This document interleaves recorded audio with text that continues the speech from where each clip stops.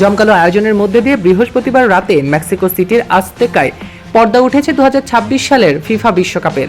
উদ্বোধনী অনুষ্ঠানের মূল আকর্ষণে ছিলেন ল্যাটিন পপ তারকা শাকিরা। নাইজেরিয়ান গায়ক বার্না বয়ের সঙ্গে মঞ্চে আসরের official theme song die die গিয়ে কোটি কোটি দর্শকদের মাতিয়েছেন এই পপ তারকা। কিন্তু তার পারফরমেন্সের পরপরই সামাজিক যোগাযোগ মাধ্যমে শুরু হয়েছে তুমুল বিতর্ক। ভক্তদের একাংশের দাবি, মাঠে মাতানো সেই শাকিরা আসলে আসল শাকিরাই ছিল না, বরং তার জায়গায় পারফর্ম করেছে কোনো বডি ডাবল বা ক্লোন।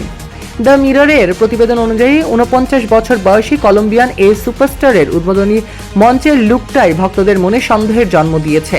অনুষ্ঠানে শাকিরা একটি হলুদ রঙের টপস, সাদা শর্টস এবং স্নিকার্স পরে হাজির হন। তবে সবচেয়ে বড় রহস্য তৈরি হয় তার চোখের বড় কালো সানগ্লাস থেকে, যা তার মুখের সিংহভাগ অংশই ঢেকে রেখেছিল। এছাড়া শাকিরার চিরচেনা সোনালী চুল এবার হালকা স্ট্রবেরি লাল রঙের দেখানো হয়েছে।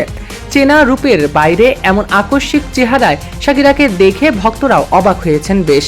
শাকিরা মঞ্চে থাকতেই সামাজিক যোগাযোগ মাধ্যমে বন্যা বয়ে গিয়েছে মন্তব্যের। এক ভক্ত লিখেছেন, ইনি কি আসলেই শাকিরা?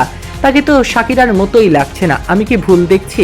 অনেকে স্প্যানিশ ভাষায় ভক্ত লিখেছেন, আমাকে বলবেন না যে এটি আমি একাই ভাবছি যে এটি শাকিরার বডি ডাবল ছিল।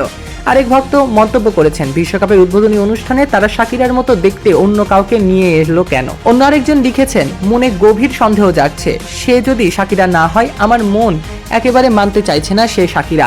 বিশ্বকাপ মঞ্চের সঙ্গে শাকিরার মেলবন্ধন অবশ্য বেশ পুরনো। এর আগে 2006, 2010 এবং 2014 সালের বিশ্বকাপেও নিজের কণ্ঠের জাদুতে ফুটবল বিশ্বকে মাতিয়েছিলেন এই পপ তারকা। বিশেষ করে 2010 সালে সাউথ আফ্রিকার বিশ্বকাপের official theme song Waka Waka বিশ্বের ইতিহাসের এখনো পর্যন্ত অন্যতম থিম সং হিসেবেই রেকর্ড করে রেখেছে। শাকিরাকে দেখে আপনাদের কেমন লেগেছে এবং এটি কি সত্যিই শাকিরা ছিল? আপনাদের কি মনে হয় কমেন্টে জানাতে ভুলবেন না।